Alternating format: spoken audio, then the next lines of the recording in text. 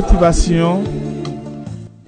Oublie ton passé et crée une nouvelle vie.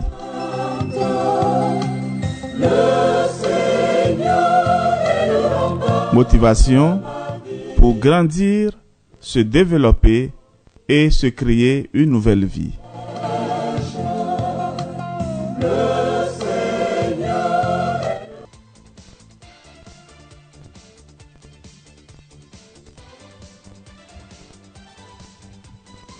Ave Maria, chers amis, bonsoir à tous, bonjour à chacun de vous, où que vous soyez en ce moment en nous recevant. Alors, comme promis, dans la suite de notre série de motivation, oublie ton passé et crée ta nouvelle vie, aujourd'hui, nous allons aborder un autre aspect. La dernière fois, nous avions parlé de la méthode de la visualisation créatrice. Et nous avons défini également pourquoi cette méthode est efficace et quels sont les bénéfices que l'on peut en tirer. Aujourd'hui, nous allons parler de comment incarner notre nouvelle identité. Oui, et à la fin de cet enseignement, tu seras capable de mettre en pratique ta nouvelle identité dans ton quotidien à travers tes paroles, tes actions et tes pensées. Tu seras plus positif. Tu auras élaboré un plan d'action détaillé qui te servira de guide pour intégrer et manifester cette nouvelle identité dans tous les aspects de ta vie. Alors, si tu es prêt, assois-toi confortablement et nous allons décoller. Vivre en accord avec ta nouvelle identité est plus qu'un simple changement de surface. C'est une transformation profonde qui touche à la racine même de qui tu es. C'est un voyage qui t'amène à embrasser pleinement ton nouveau moi, sans laisser ton passé te retenir. Ne pas vivre en accord avec ta nouvelle identité, c'est risquer de rester emprisonné dans une vie qui ne te correspond plus et qui ne te permet pas de t'épanouir pleinement. L'importance de vivre en accord avec sa nouvelle identité peut être illustrée par l'histoire de David Gojin, une figure publique largement reconnue pour sa transformation personnelle. Alors, Gojin est un ancien militaire américain, aujourd'hui conférencier et auteur, qui a vécu une transformation personnelle très remarquable. Alors, Gojin avait des difficultés au début. Il avait des débuts vraiment difficiles dans la vie, avec une enfance marquée par la pauvreté, la violence et l'échec scolaire, comme la plupart d'entre nous.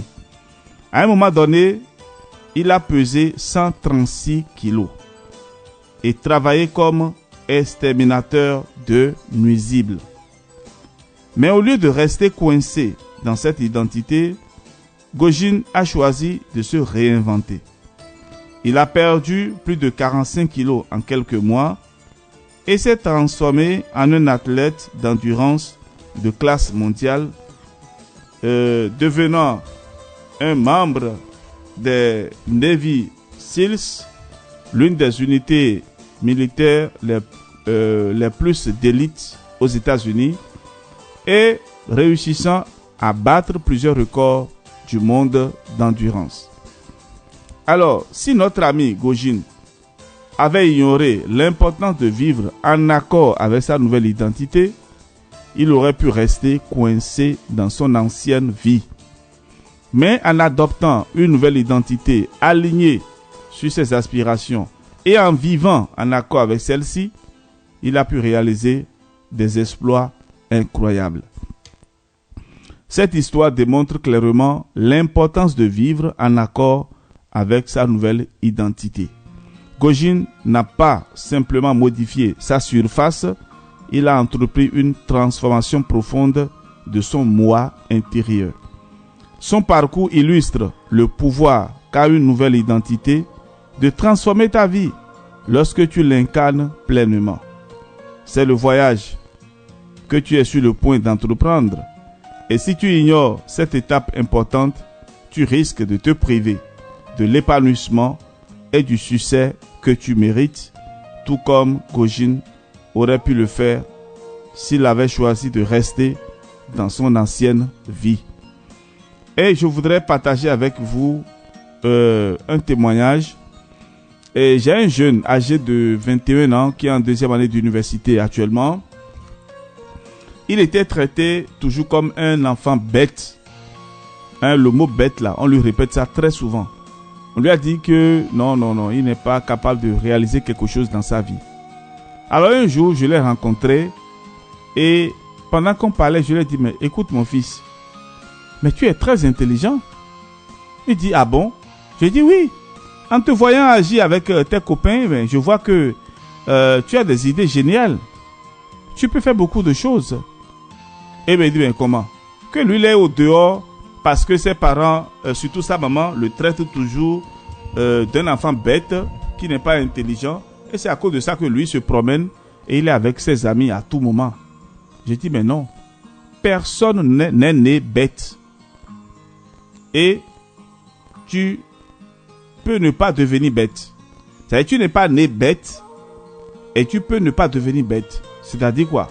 Que en toi, tu as la capacité, la force pour être un autre, différent de ce que les autres pensent de toi. Donc, je lui ai expliqué un peu. Et le petit là, en rentrant à la maison, il a commencé à étudier.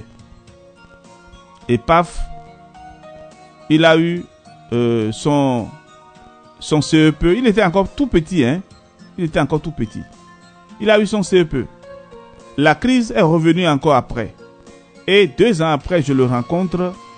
Et je vis encore dans le quartier, je le vois. Et je lui dis, ah, mon grand garçon, mais tu as grandi.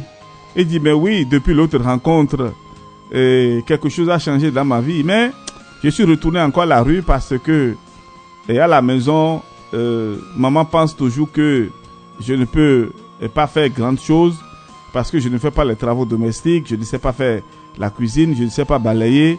Et elle pense que bon, la vie s'arrête là. Je lui ai dit, ben non, montre-lui que tu es capable de faire quelque chose. Montre-lui que tu es un ingénieur. Montre-lui que tu peux inventer quelque chose dans la vie future, que tu peux changer cette société. Tu es assez intelligent. Il me regarde et me dit, mais non, mais mon père, où est-ce que vous trouvez toujours les idées là? Que moi là, je suis capable de faire quoi? Je suis capable de faire rien. Je dis, mais non. Dans ta vie, tu es capable de faire quelque chose que les autres n'ont pas pu faire. Parce que tu as de l'ingéniosité. La manière dont tu joues avec tes amis là. Regarde comment tu joues. Je ne dis pas que tu vas devenir un grand footballeur. Je l'espère. Mais tu es quand même capable de devenir quelque chose de meilleur que ce que les autres pensent.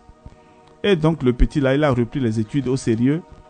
Et il a eu le BPC en un coup. Il n'a pas repris. Et après, c'est le probatoire, parce que dans leur pays, il y a le probatoire qui s'appelle aussi Bac 1. Et il a eu le Bac 1 et il a eu le Bac. Actuellement, il est en deuxième année d'université.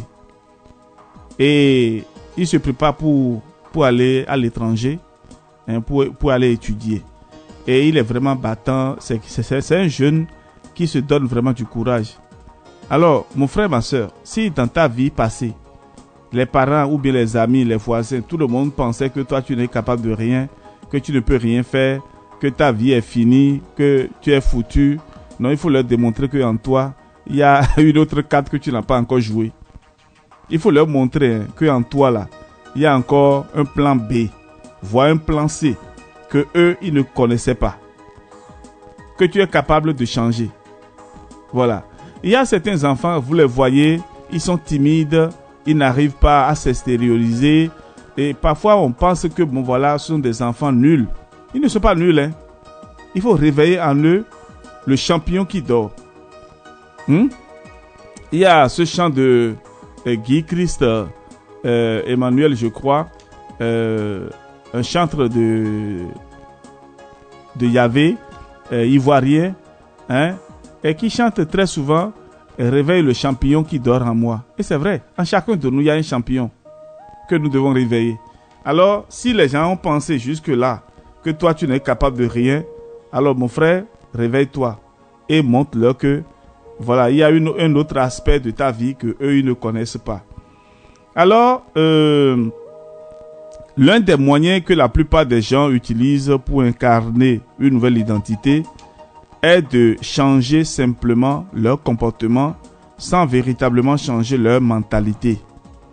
Ils peuvent commencer à agir différemment, à s'habiller différemment et même à parler différemment, mais sans une transformation mentale profonde, intérieure. Et ces changements ne sont que superficiels. Alors cette approche peut apporter un soulagement temporaire, mais sans une transformation mentale profonde. Ces changements sont souvent temporaires et superficiels. Alors pour illustrer l'inefficacité de cette solution, c'est-à-dire juste changer la manière de s'habiller, c'est-à-dire la partie extérieure de notre vie, parce que quand on dit de créer une nouvelle vie, ce n'est pas la partie extérieure seulement, c'est le tout. D'accord? Ok. Alors, pour illustrer l'inefficacité de cette solution, nous pouvons nous tourner vers une célèbre fable d'Ésope, le loup déguisé en agneau.